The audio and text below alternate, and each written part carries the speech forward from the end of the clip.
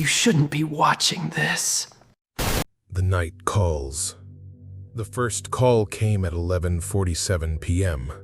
I was 2 hours into my shift at Meridian Industrial Complex, nursing my third cup of coffee and scrolling through security feeds on my phone. The warehouse stretched out before me like a concrete ocean. 40,000 square feet of empty shelving and shadows that seemed to move when I wasn't looking directly at them. The fluorescent lights above my security desk hummed their endless electric song, casting everything in a sickly yellow glow that made my skin look corpse pale in the reflection of the monitors.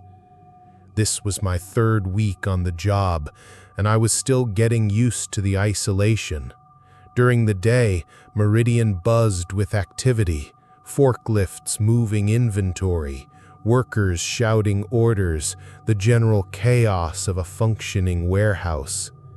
But at night, it transformed into something else entirely. A tomb of concrete and steel that seemed to breathe with its own malevolent life. I'd taken the night security position after losing my job at the auto plant. The pay was decent, and the work seemed simple enough. Walk the perimeter twice a night, monitor the security feeds, and make sure nobody broke in to steal what little inventory remained after the company's massive downsizing 6 months ago.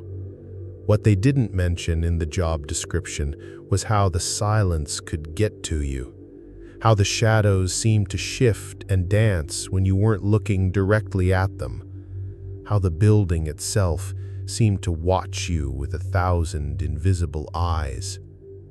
The phone's shrill ring cut through the silence like a blade.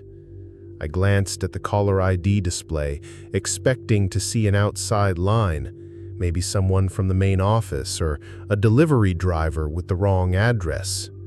Instead, I saw extension 247. My hand hovered over the receiver. Extension 247 was in the old customer service wing, a section that had been gutted and abandoned when Meridian downsized. All those phones had been disconnected. The wiring pulled out when they renovated the space into additional storage. I'd walk through that section during my first week, seeing the empty cubicles and the holes in the walls where the phone jacks used to be. "Security desk," I answered, my voice echoing slightly in the empty office. Breathing. Slow, deliberate breathing on the other end. "Hello?" I tried again, pressing the receiver closer to my ear. The breathing continued for another 10 seconds, heavy and labored, like someone who'd been running or crying. Then the line went dead, leaving me with nothing but the dial tone buzzing in my ear. I set the phone down and made a note in my security log. 11:47 p.m. Received call from extension 247. No response from caller. Possible prank or equipment malfunction. But even as I wrote it, I knew it wasn't a prank. The breathing had been too real, too desperate. And equipment malfunction didn't explain how a phone could place a call. I tried to focus on my coffee, but it had gone cold. The warehouse around me seemed to press closer, the shadows between the storage racks growing deeper. I'd been working nights for 3 weeks, and I thought I'd gotten used to the isolation. But tonight felt different. Tonight, the building felt alive. The second call came at 12:23 a.m. This time, I was ready. I grabbed the phone on the first ring and immediately checked the caller ID display. Extension 189. The shipping department. Another dead line, another section that had been gutted and abandoned during the downsizing. "Hello?" I said, my voice firmer this time. There was more than breathing this time. A whisper, so faint I almost missed it. "Help." My grip tightened on the receiver. "Who is this?" The whisper came again, more urgent now. "Please, help me." "Where are you?" I demanded, but the line was already dead. I stood up, my chair creaking in the vast emptiness. The sound echoed off the concrete walls, bouncing back at me like a taunt. My hands were shaking as I reached for my flashlight, and I had to force myself to breathe slowly. There was a rational explanation for this. Had to be. Maybe the phone system was experiencing some kind of feedback loop, playing back old recordings from before the downsizing. Maybe the wiring wasn't as disconnected as I'd thought. But even as I told myself these things, I knew they weren't true. The voice had been too immediate, too real. Someone was in the building with me, and they needed help. I walked to the window overlooking the main floor. 40,000 square feet of nothing stared back at me. The emergency lighting cast pools of sickly yellow illumination between the storage racks, creating a maze of light and shadow that could hide anything. Or anyone. I'd been avoiding my patrol rounds since the calls began, telling myself I was being paranoid, but now I couldn't shake the feeling that someone was out there, wandering lost in the darkness. Someone who needed my help. The third call came at 1:15 a.m. Extension 156, the old break room. I answered on the second ring, my heart hammering against my ribs. "Hello?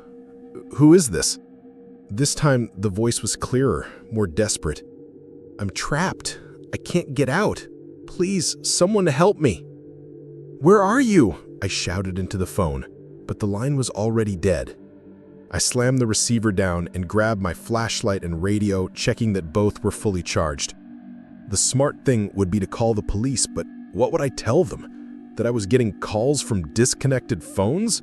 That mysterious voices were asking for help? They'd think I was losing it. Maybe I was. I started my patrol, something I'd been dreading since my first week. The main floor was exactly as I'd left it, empty shelving units stretching into the darkness, my footsteps echoing off the concrete walls like gunshots. But as I walked, I became aware of another sound underneath the echo of my footsteps. Scratching. Faint, but persistent, like nails on drywall. I stopped, holding my breath and straining my ear. The scratching continued, seeming to come from inside the walls themselves. I pressed my ear against the nearest wall, and the sound grew louder, frantic scratching accompanied by what sounded like muffled sobbing. The sound was coming from multiple locations now, all around me, as if dozens of people were trapped inside the walls, clawing at the concrete and steel, trying to get out. I moved from wall to wall, following the sounds, but they always seemed to be coming from somewhere else, just out of reach. That's when my phone buzzed. I pulled it out with trembling hands. A text message from an unknown number. Behind the walls. I'm behind the walls.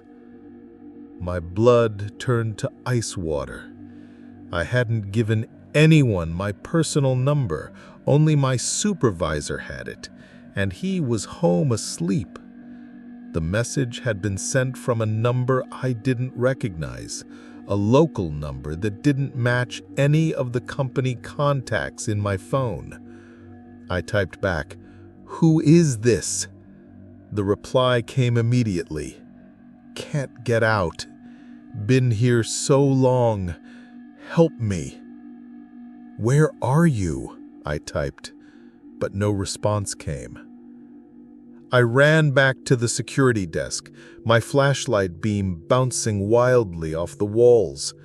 The scratching sounds followed me, growing louder, more frantic. I could hear voices now too, Not just whispers, but full conversations, as if a dozen people were talking at once just beyond the walls. I pulled up the building schematics on my computer, studying the layout of the old customer service wing.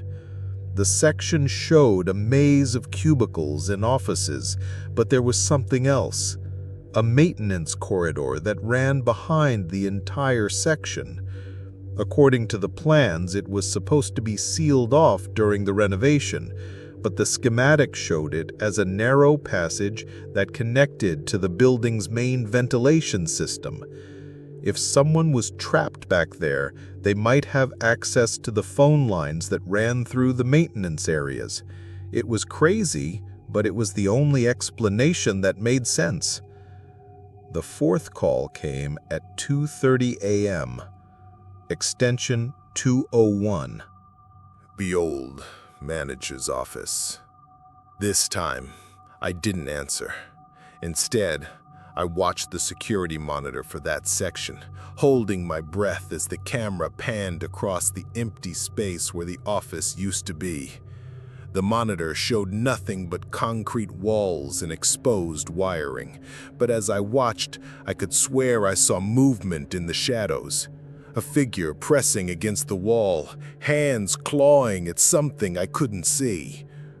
I rewound the footage and watched it again. Nothing. Just empty space and shadows.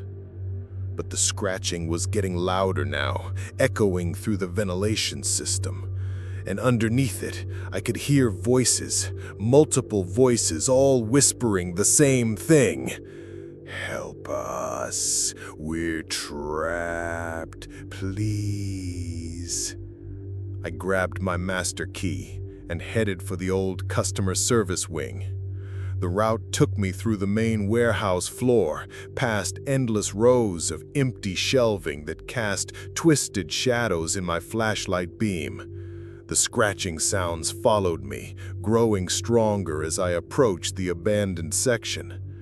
The door to the customer service wing was supposed to be locked and bolted. I'd checked it myself during my first week, but when I reached it, I found it standing slightly ajar.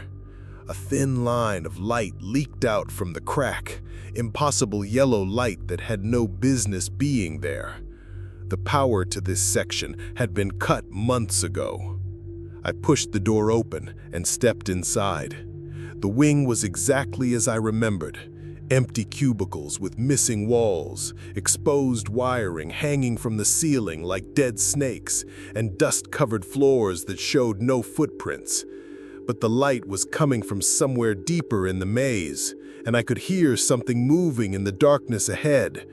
I followed the sound, my flashlight cutting through the shadows. The scratching was louder here, more frantic, and the voices were clearer now, not whispers but full conversations, as if a dozen people were talking at once just beyond the next wall. "Hello?"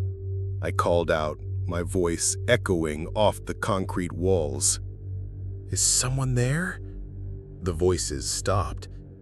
The sudden silence was worse than the noise.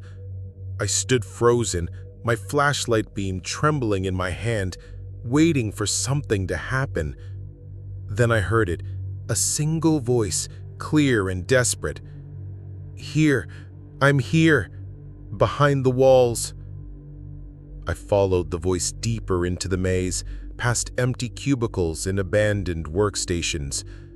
The light was getting brighter now, and I could see its source.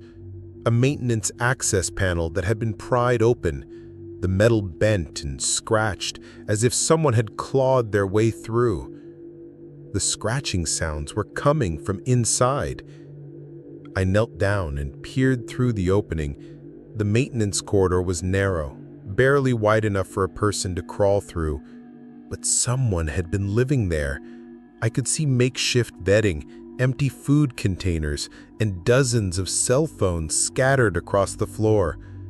All of them were connected to extension cables that snaked through holes in the walls, disappearing into the building's phone system. And sitting in the middle of it all, hunched over a laptop connected to the building's main server, was Marcus Chen. Marcus had been the night guard before me. According to HR, he'd quit 6 months ago and moved to Oregon to be closer to his family. I'd seen his photo in the employee files, a thin, nervous-looking man in his 40s who'd worked the night shift for 3 years before suddenly disappearing. But here he was, and he looked nothing like his photo. His hair had grown long and wild, his security uniform was torn and filthy, and his eyes held a look of desperate madness that made my skin crawl. "Marcus," I whispered. He looked up at me, and I saw something broken in his eyes, something that had been shattered by months of isolation and madness. "You can hear them too, can't you? The voices in the walls?" I stared at him, trying to process what I was seeing. "Marcus, what are you doing here? Everyone thinks you moved away." He laughed, a sound like breaking glass. "I tried to leave, I really did, but they wouldn't let me go. They keep calling, you see. All night, every night. They need help, and I'm the only one who can hear them." He gestured to the phones scattered around him, dozens of them connected to the building's phone system through a maze of extension cables. "I've been trying to help them, but there are so many trapped souls in these walls. They died when the company downsized, you know, laid off and forgotten, and now they're trapped forever." I looked closer at the phones. They were all displaying the same thing, recording software, set to loop the same desperate pleas over and over. The voices I'd been hearing weren't supernatural at all. They were recordings, played back through the building's phone system by a man who'd been slowly losing his mind in the walls. "Marcus," I said carefully, "you're making the calls. You're the one who's been—" "No!" he screamed, lunging toward me. "I'm trying to help them. Someone has to help them." I scrambled backward, but he was faster. His hands closed around my throat, and I could smell the madness on him. Weeks of living in the walls, breathing stale air and eating scraps, slowly losing his grip on reality. "You have to stay," he whispered, as my vision began to blur. "You have to help them too. They're so lonely, and they need us. They need us to be their voices." I managed to break free and crawled toward the access panel, but Marcus was right behind me. His fingernails scratched against the metal as he tried to pull me back into the corridor. "Please don't leave them alone," he sobbed. "Please don't leave them alone like I did." I squeezed through the opening and ran through the empty wing, Marcus's cries echoing behind me. But as I reached the door, I realized the terrible truth. The phones were still ringing. Even with Marcus trapped in the walls, the calls were still coming. I looked back once and saw him standing in the doorway of the maintenance corridor, his face streaked with tears. And behind him, barely visible in the shadows, I could swear I saw others. Dozens of figures pressed against the walls, their hands reaching out toward the light. The next morning, I turned in my resignation. I told my supervisor that Marcus was still in the building, that he needed help, psychiatric care, medical attention. I described the maintenance corridor in detail, drew them a map, begged them to search the building thoroughly. But when they searched the maintenance corridor, they found nothing. No phones, no makeshift camp, No sign that anyone had been living there. The access panel was sealed tight, with no evidence that it had ever been opened. The dust on the floor was undisturbed, as if no one had walked through that section in months. They thought I was having a breakdown.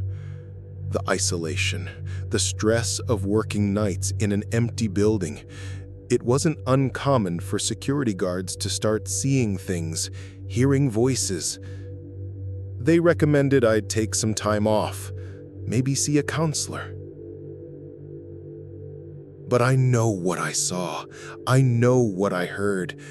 And sometimes, late at night, my phone still rings. Unknown numbers, disconnected extensions, and always the same desperate whispers. Help us. We're trapped. Please don't leave us alone. I never answer anymore.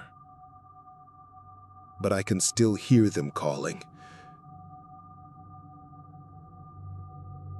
The worst part is, I'm starting to understand Marcus's obsession. The voices are so desperate, so lonely. They've been trapped in those walls for months, forgotten by the world, with no one to hear their pleas for help. No one except the night guards who work in that building, alone in the darkness, slowly going mad from the isolation.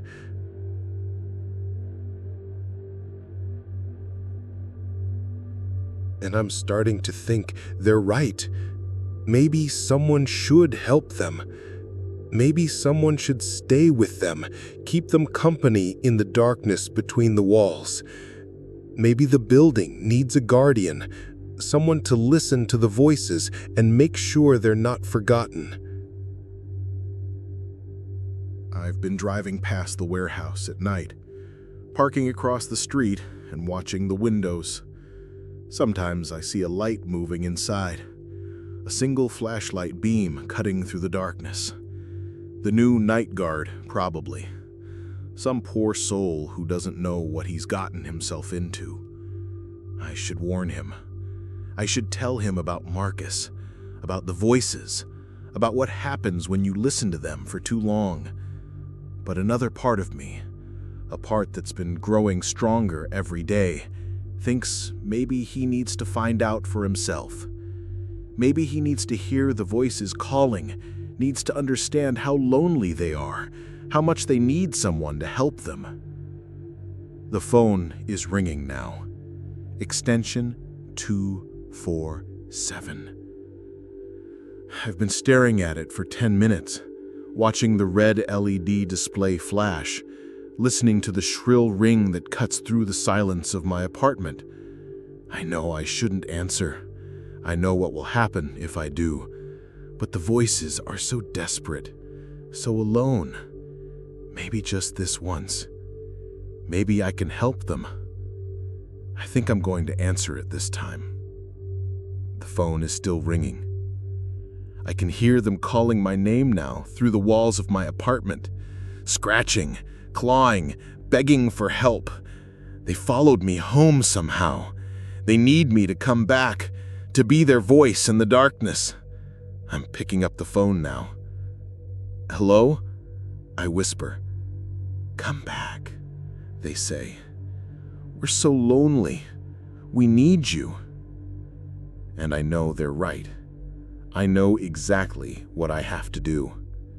I'm getting dressed now, grabbing my keys, heading for the door. The warehouse is calling me, and I can't ignore it anymore. Marcus is waiting for me, and together we can help all the lost souls trapped in the walls. The voices are getting louder. They're so happy that I'm coming back. They've been waiting for me, and now we can all be together in the darkness, making calls to the next guard and the next and the next, forever and ever, helping the lonely voices in the walls. The phone is still ringing as I lock my apartment door behind me, but I know it will stop soon, very soon, because I'm coming home.